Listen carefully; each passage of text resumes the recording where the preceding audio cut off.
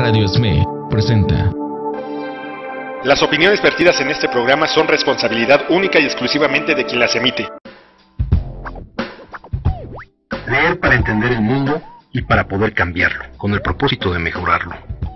Leer para cambiar uno mismo, leer por gusto, por pasión, para saber, para conocer y también para dudar, para cuestionar. Letras militantes. Comenzamos. El pasado, el presente y el futuro de los sindicatos. Su pasado. El capital es la fuerza concentrada, mientras que el obrero no dispone más que de su fuerza productiva individual. Por tanto, el contrato entre el capital y el trabajo no debe nunca establecerse sobre bases iguales, aún dando a la palabra iguales el sentido que le da a una sociedad que coloque las condiciones materiales de trabajo por una parte y la energía vital productiva por la otra. El único poder social que los obreros poseen es su número. El poder del número está anulado por la desunión. La desunión de los trabajadores se engendra y perpetúa en la inevitable concurrencia existente entre ellos mismos. Los sindicatos han tenido su origen en los ensayos espontáneos hechos por los obreros en lucha con las órdenes despóticas del capital, para impedir o al menos atenuar los efectos de esta concurrencia hecha por los obreros entre sí. Querían cambiar los términos del contrato, de modo que quedasen al menos por encima de la condición de simples esclavos. El objetivo inmediato de los sindicatos está, sin embargo, limitado a las necesidades de las luchas diarias entre trabajo y capital, a las cuestiones de salarios y horas de trabajo. No se puede renunciar a esto en cuanto dure el sistema actual. Al contrario, es necesario generalizarlo, creando sindicatos y uniéndolos en todos los países. Por otra parte, los sindicatos han formado, sin saberlo, centros organizadores de la clase obrera, igual que los comunes y las municipalidades fueron constituidos en la Edad Media por la clase burguesa. Y si los sindicatos en su primer valor son indispensables en una guerra de escaramuzas entre trabajo y capital, son aún más importantes en su segundo valor como órganos de transformación del sistema de trabajo asalariado y de la dictadura capitalista. Su presente.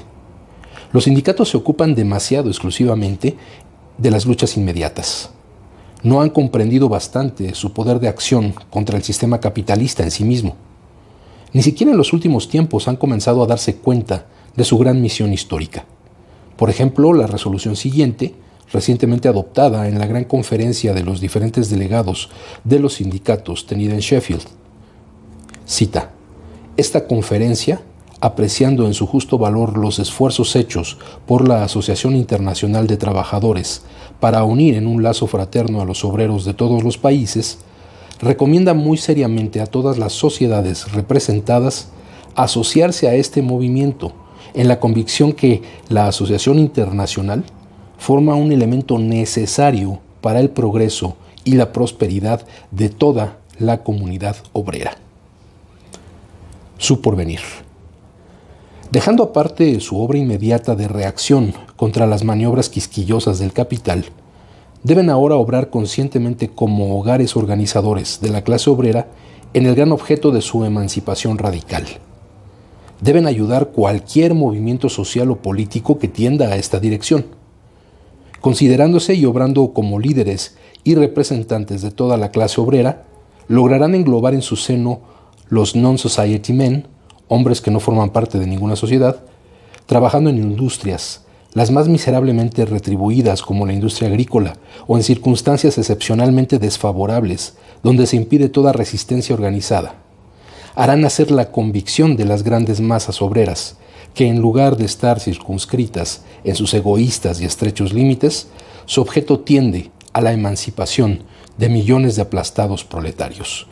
Resolución sobre los sindicatos adoptada por el primer Congreso de la Asociación Internacional de Trabajadores en Ginebra en 1866 y redactada por Carlos Marx. Muy buenas tardes, bienvenidos. Esto es Letras Militantes. El día de hoy retomamos lo que ya habíamos anunciado en la emisión pasada sobre el objeto de nuestro sindicato. Vamos a abordar con mayor detalle el artículo 6 de nuestro estatuto, en donde se habla de cuál es el objeto, para qué fue creado el Sindicato Mexicano de Electricistas. Y por eso consideré importante abrir el programa con esta resolución de este primer congreso de la Asociación Internacional de Trabajadores, conocido históricamente como la Primera Internacional. En esta Primera Internacional colaboraron justamente Carlos Marx, Federico Engels, incluso Bakunin, y fue ahí justamente en este primer congreso en donde se da este enfrentamiento entre las posiciones socialistas representadas por estos teóricos alemanes tan importantes y por el anarquismo representado por Bakunin. Lógico, este enfrentamiento pues es histórico, no llega a conciliarse en ningún momento de la historia. Incluso hoy, más de 100 años después, seguimos teniendo esas confrontaciones ideológicas entre comunistas, socialistas y por un lado, y anarquistas por el otro. Entonces retomamos esta resolución de la Primera Internacional porque es importante, interesante sobre todo, conocer cuál era la posición en torno a los sindicatos que se discutía a mitad del siglo XIX. Estamos hablando de que el movimiento sindical, el movimiento obrero organizado, pues tiene una vida realmente corta como tal, formalmente, como organizaciones. El sindicalismo pues prácticamente se empieza a desarrollar en la primera mitad del siglo XIX, va a alcanzar su pico a mediados del siglo XIX y va a empezar a decaer ya entrado el siglo XX a través de pues diversos factores de relación con esta contradicción entre el capital y el trabajo. Por una parte, hay una posición que dice que el sindicato es una medida de contención, de resistencia frente al golpe del capital contra los trabajadores, en tanto individuos, en tanto a su salario, su percepción, en tanto a su salud, en tanto a su desgaste en la jornada de trabajo. Y que, bueno, entonces el sindicato debe funcionar como esta medida de resistencia para buscar una mejor posición, un mejor ingreso, unas mejores condiciones de trabajo. Y aquí es donde se abre la disyuntiva porque, bueno, hay una tradición histórica en el sindicalismo muy asociada con las formas de organización de los obreros en Inglaterra, que se le conoce como el trade unionismo, que viene de trade union, que es como se les conoce a los sindicatos, y que se enfocan fundamentalmente en defender sus condiciones particulares. Es decir, no modifican en su base, en su origen, la contradicción capital-trabajo, es decir, la explotación de los trabajadores, su sometimiento a una relación obrero-patronal, sino que buscan reformar esas condiciones conforme vaya avanzando en el tiempo para lograr las condiciones de que se siga reproduciendo el capital con, digamos, una mirada más humanística, más condescendiente hacia los propios trabajadores. Y otra parte, otra tendencia dentro del movimiento obrero, dentro del sindicalismo, que nos dice que los sindicatos tienen como finalidad el generar una conciencia de clase para que los propios trabajadores puedan organizarse y, una vez preparadas estas condiciones, poder expropiar los medios de producción, que con ello, rompiendo la relación de explotación, rompiendo esta relación sometida de los trabajadores al patrón y apropiándose de estos medios de producción, entonces está logrando la emancipación de la clase trabajadora. Y bueno, esta discusión se ha llevado desde aquel entonces, desde los tiempos de la Primera Internacional, se ha discutido cuál es la vertiente que debe seguir el sindicalismo. En su momento, los mismos Marx y Engels criticaron cómo esta posición trade unionista era la que predominaba, que no iba más allá hacia la revolución, no iba hacia la emancipación de los propios obreros, como dice la conocida frase de Marx, la emancipación será obra de los obreros mismos. Y bueno, tuvieron acercamientos con la clase obrera, particularmente en Inglaterra, y fue de su conocimiento cómo se desarrollaron todas estas tendencias de la posición sindicalista en el mundo, aunque particularmente se referían a Europa, porque su análisis en otras regiones fue un poco más limitado por lo mismo del contexto en el que vivían. ¿Por qué es importante rescatar esta parte del pensamiento histórico del movimiento obrero? porque justamente hoy nos encontramos frente a esa disyuntiva como clase trabajadora. No ha habido el salto cuantitativo, o más bien cualitativo, en cuanto a la emancipación de los obreros organizados en un sindicato que hoy puedan presumir en algún lugar del mundo que gozan de su completa emancipación a través de apropiarse de los medios de producción, es decir, ser los dueños de el trabajo, de los medios con los que se genera, se reproduce el trabajo. Entonces, hoy me parece importante relacionarlo justamente con este artículo 6 de nuestro estatuto, porque nos pregunta directamente cuál es el objeto, para qué fue creado un sindicato, y en este caso en particular, para qué fue creado el Sindicato Mexicano de Electricistas, cuando sabemos históricamente que pasa de una serie de discusiones en aquellas históricas reuniones en la azotea de la subestación de La Nana, donde se vota si se va a hacer una organización pues de tipo mutualista, o se va a hacer un sindicato. Y es que la tradición que existía más arraigada pues era el mutualismo, el cooperativismo, que eran formas también de resistencia frente a las crisis, digamos, utilizando términos que están muy de moda hoy en día, la resiliencia de estas organizaciones, la capacidad de adaptarse a esas condiciones en contra, y cómo se fueron transformando ya en la necesidad de organizarse y tomar la iniciativa para exigirle al patrón mejores condiciones de trabajo. Y entonces esa semilla que se planta en estas reuniones de electricistas de la Mexican Light and Power en la azotea de La Nana se transforman en un hecho con la creación del Sindicato Mexicano de Electricistas, y que se funda en dos elementos básicos de la tradición sindicalista: la organización, para hacer mediante representantes una negociación colectiva de las condiciones de trabajo, teniendo como arma fundamental la huelga. En caso de no cumplirse esas condiciones, el poder parar la producción, que era la manera de poner contra la pared al patrón. Hoy, más de 100 años después, sabemos que la huelga se ha vuelto un concepto sumamente complejo de aplicar, porque ha sido asumido por las propias legislaciones en los países. El caso de México pues es notable, como ahora ya se convierte en un trámite burocrático el poder hacer una huelga y que sea reconocida por el Estado y que por lo tanto tenga una validez legal. Y entonces el parar la producción, en algunos casos, no en todos, se convierte en un elemento que no es tan trascendente, porque en estos tiempos en que el capital es muy volátil, en que el capital se mueve de país en país, y lo que queda en ruinas son las economías particulares de los trabajadores, la huelga debe ser reanalizada, debe ser revalorizada, evaluada como el instrumento de lucha de la clase trabajadora. Y el otro tema fundamental que vale la pena seguir teniendo en cuenta, pues es lógicamente el arma de la negociación colectiva, y sobre todo la organización y la colaboración a nivel internacional de los sindicatos, de las organizaciones de los trabajadores.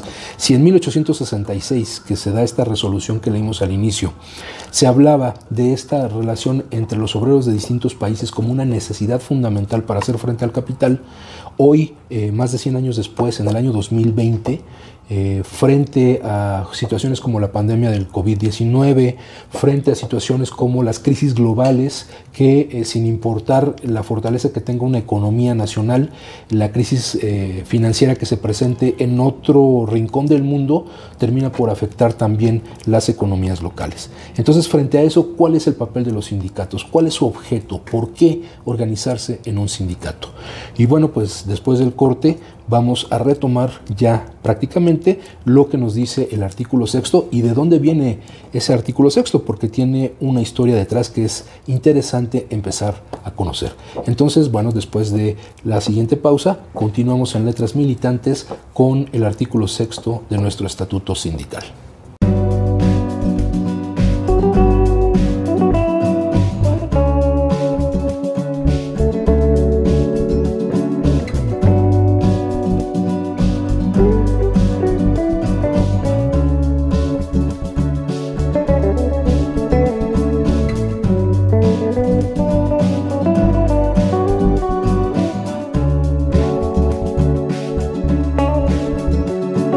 Y bien, ya estamos de vuelta en Letras Militantes. El día de hoy, como lo hemos mencionado, vamos a abordar con mayor detalle el contenido del artículo 6 de nuestro estatuto sindical, pero para ello es importante retomar la historia de este artículo en particular en función de las anteriores versiones que hay de nuestro estatuto.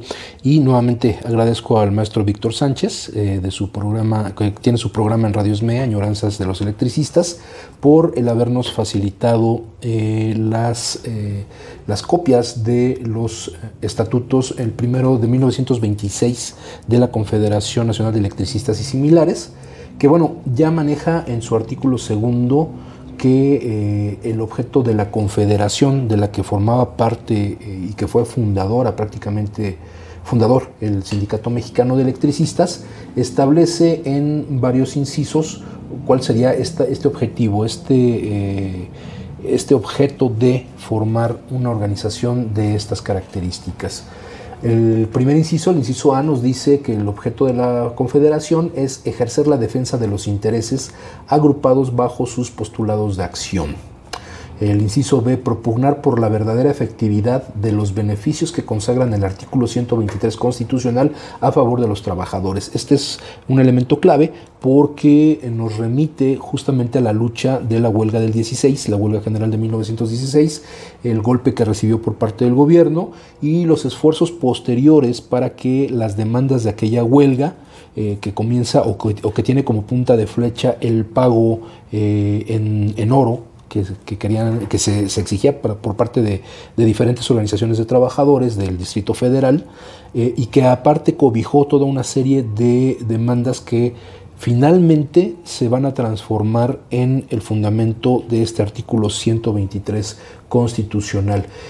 Hay que ser muy claros que se trata de demandas de la clase obrera de la Ciudad de México de 1916, porque a veces se suele tener o cometer el error de decir que el artículo 123 se logró gracias al Sindicato Mexicano de Electricistas, lo cual es una posición que no es excesiva, pues. Entonces sí colaboró el sindicato sin saberlo, porque bueno, no había manera de saber que esto iba a llegar a ocurrir, pero vamos, tiene esa base. El inciso C, laborar por la completa unificación de los trabajadores electricistas y similares en toda la República, con el fin de tomar una acción conjunta que responda a sus necesidades y defensa de intereses. Aquí, bueno, ya hay una orientación más gremialista, más hacia el grupo particular que significaban los electricistas. Inciso D, difundir ampliamente entre todos sus miembros el criterio de lucha y acción social que sustenta esta confederación por medio de su órgano oficial, de sus delegados de propaganda y organización y por todos los medios posibles de que pueda disponer. Inciso E, organizar los medios de acción de acuerdo con las agrupaciones que de ella dependan, en defensa de los intereses económicos de sus miembros y en contra de las injusticias y ataques de las empresas o patronos a quienes sirvan. Aquí ya, bueno, pues se habla de esa confrontación de clase, de esa lucha del trabajo contra el capital. F, organizar y fomentar la acción colectiva, cooperativa y solidaria de las agrupaciones que la integran para la defensa económica y el progreso material, físico e intelectual de sus miembros, ya sea por medio de convenciones, congresos, concursos, escuelas y por todos los medios que estén a su alcance.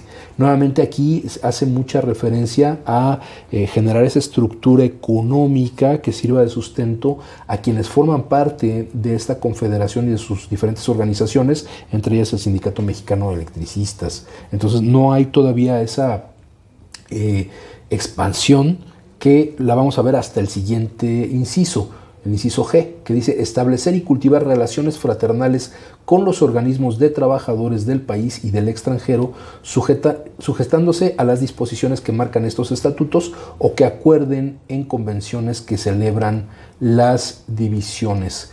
Entonces aquí, bueno, ya hace referencia a una relación internacional, a compartir, a hacer este intercambio con otras organizaciones que sean afines, pero sujetados a las disposiciones del estatuto. Habla de cultivar relaciones fraternales, es decir, únicamente el generar ese espacio, digamos, de convivencia, de intercambio, pero sin un objetivo mucho más trascendente que vamos a ver más adelante conforme vaya evolucionando el propio estatuto.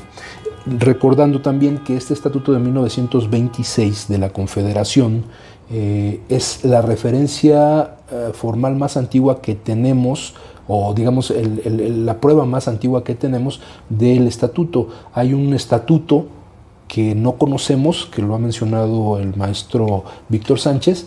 No conocemos ese estatuto que se origina desde la fundación del Sindicato Mexicano de Electricistas y que podemos suponer, podemos inferir que influye en buena parte en la redacción de este estatuto de la Confederación.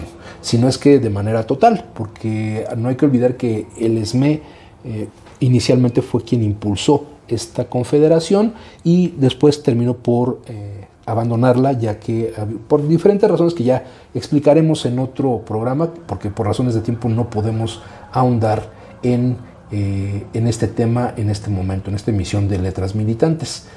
El siguiente referente que tenemos sobre el objeto del sindicato está en este estatuto de 1929, que en su artículo 3º menciona: el Sindicato Mexicano de Electricistas tiene por objeto a fomentar el progreso físico, moral e intelectual de sus miembros, así como luchar por su constante mejoramiento económico. Bueno, este es el planteamiento del individuo que en su colectividad se va a ver beneficiado por esta acción colectiva del propio sindicato, no solamente en la cuestión económica, que es, digamos, básica, porque es con lo que se genera el sustento para la familia y para el propio trabajador, sino que además se busca que crezca interiormente el trabajador en la cuestión física. Lógico, estamos pensando en el deporte y en el cuidar, no caer en vicios, que también es un tema que venimos arrastrando el sindicato desde hace muchos años.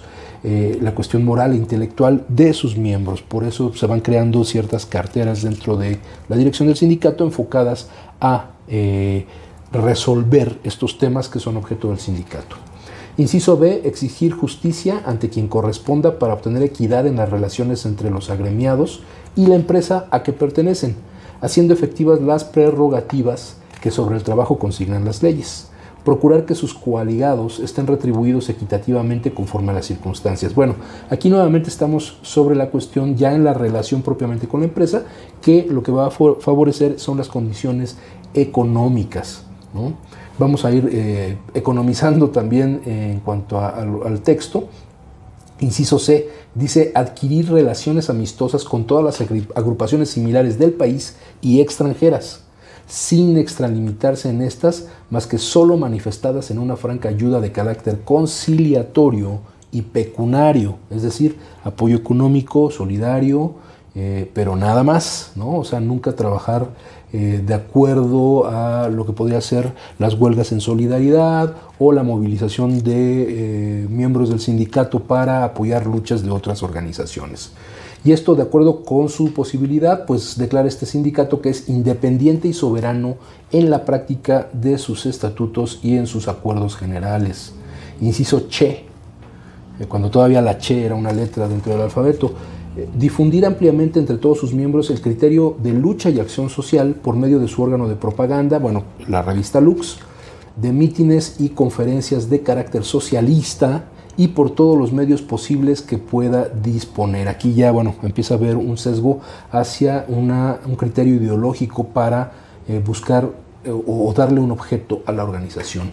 Inciso D, organizar y fomentar la acción colectiva, cooperativa y solidaria de los miembros que la integran, creando cajas de auxilio, cooperativas, etcétera, sin menoscabo de las ideas socialistas que sustenta esta agrupación.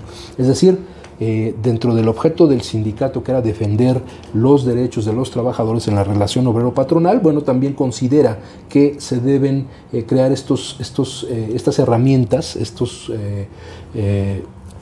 estas otras maneras de asegurar un beneficio económico para los miembros del sindicato y que va a trascender no solamente a través del tiempo en la estructura de nuestro estatuto, sino que hoy, como lo hemos visto, hasta en la propia Ley Federal del Trabajo ya hay una referencia a esta cuestión de las figuras para sostener la economía de los trabajadores.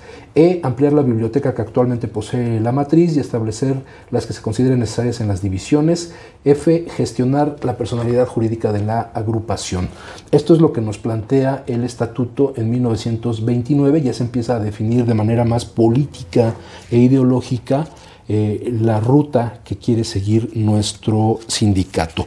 Y bueno, el otro texto en el que ya tenemos una referencia más concreta es el estatuto de 1935, en donde ya el artículo 6, porque bueno, va transformando su ubicación conforme se van generando otros artículos dentro del estatuto.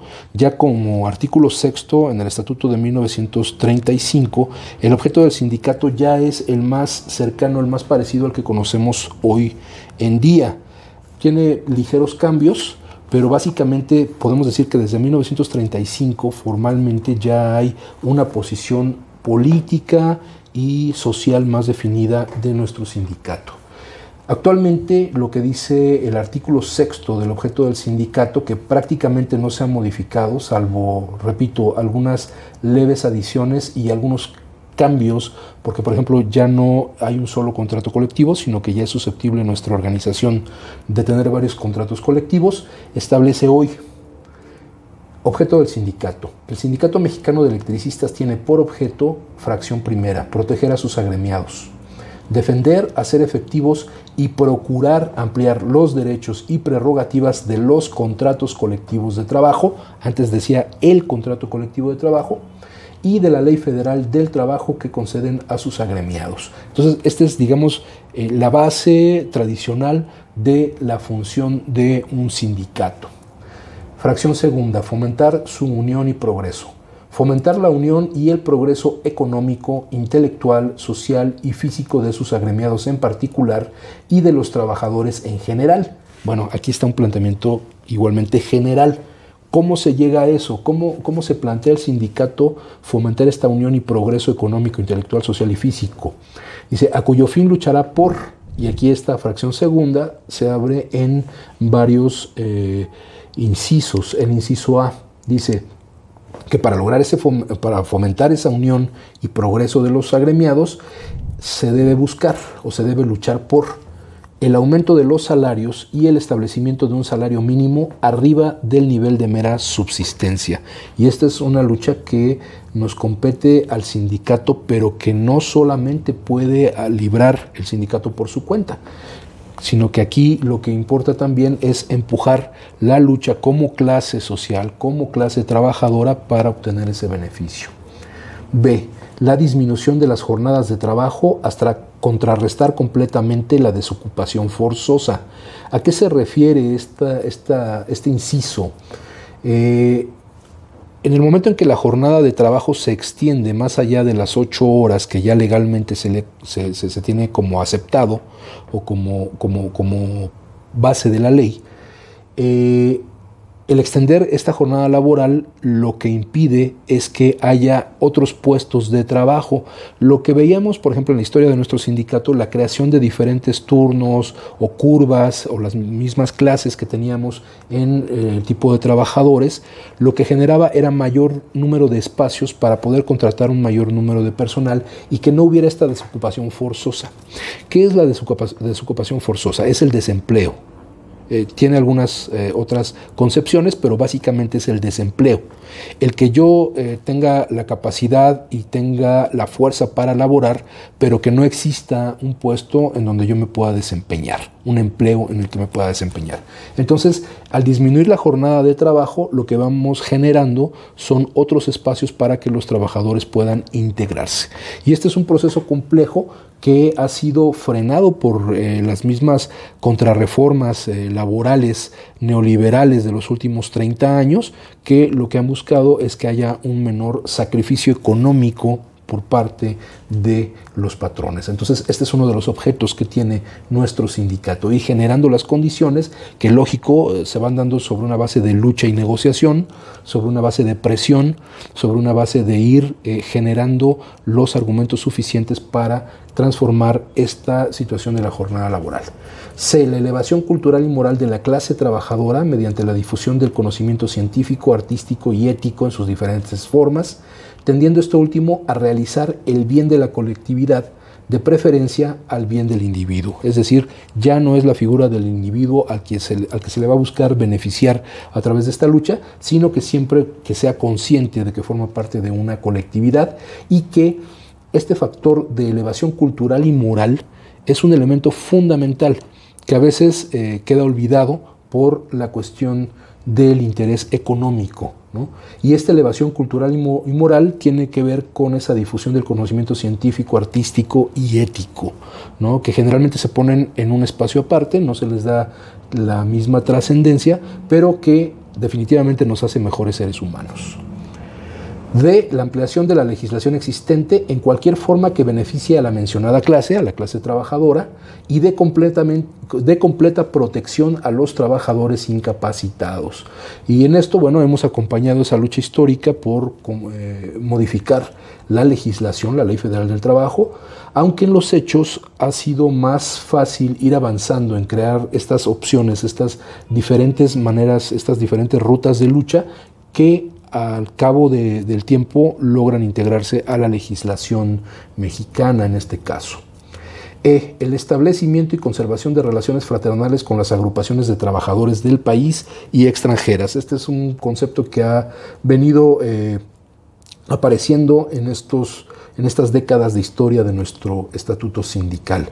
F. La capacitación e integridad de los líderes sindicales. Este es un trabajo al que hay que darle mucho mayor énfasis en la formación política, en que, bueno, la tradición histórica de nuestro sindicato, todavía en la existencia de Luz y Fuerza del Centro, se enfocaba a que los líderes sindicales, y esto entendidas las representaciones de los diferentes niveles que teníamos en la empresa Luz y Fuerza del Centro, se enfocaba básicamente a las cuestiones eminentemente laborales, económicas, de prestaciones, y muchas veces se dejaba de lado esta formación para los liderazgos sindicales, que es algo que estamos propugnando y que estamos buscando llevar adelante.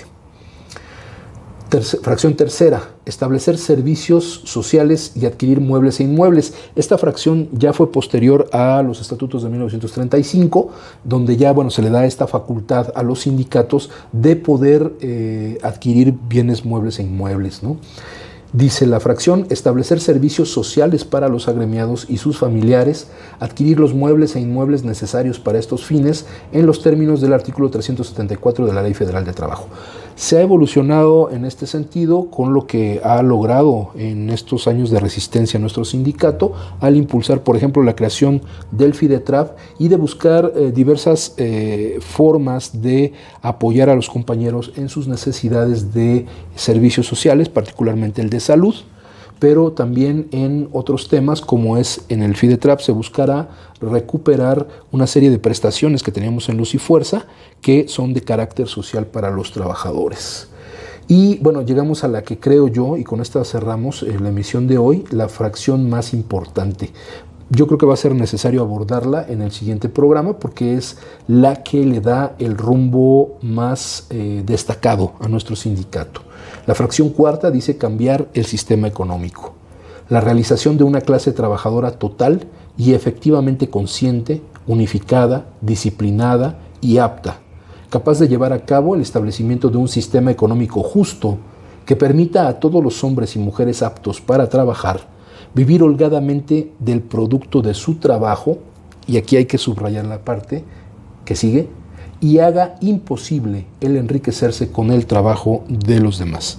Este es el punto más trascendente de nuestro estatuto porque plantea el que un sindicato tenga que modificar esa contradicción, romper prácticamente esa contradicción o esa lucha entre el capital y el trabajo, el que los propios trabajadores se emancipen a través de ¿qué? De la apropiación de los medios de producción. Y esto se ha venido impulsando, se ha venido avanzando a través de la lucha que tenemos en estos 10 años, casi 11, de resistencia del Sindicato Mexicano de Electricistas. El obtener una serie de predios, infraestructura, que podamos utilizar para actividades que beneficien a los propios trabajadores, pues es un ideal encaminado a esa emancipación de los propios trabajadores. Sin embargo, pues no es un camino sencillo, no es un camino que pueda dar resultados de un día para otro, y a partir de los errores, a partir de las malas experiencias que hemos tenido en la propia administración de los bienes que hemos ganado con la lucha de resistencia, bueno, tenemos que ir generando también los caminos, las vías, las posibilidades para modificar esa situación y poder encaminarnos correctamente por esta vía. Vale la pena retomarlo más adelante, porque cambiar el sistema económico y hacer que sea imposible enriquecerse con el trabajo de los demás, y esto específicamente referidos a la relación obrero y patrón, pues básicamente significa el fin mismo del sindicato. O sea, el fin en cuanto a que termina, una vez cumplido este objeto del sindicato, una vez alcanzado este objetivo dentro de este artículo, el sindicato entonces ya no tiene una razón de ser, porque el cambiar el sistema económico, como se interpreta en este momento, es la abolición del patrón.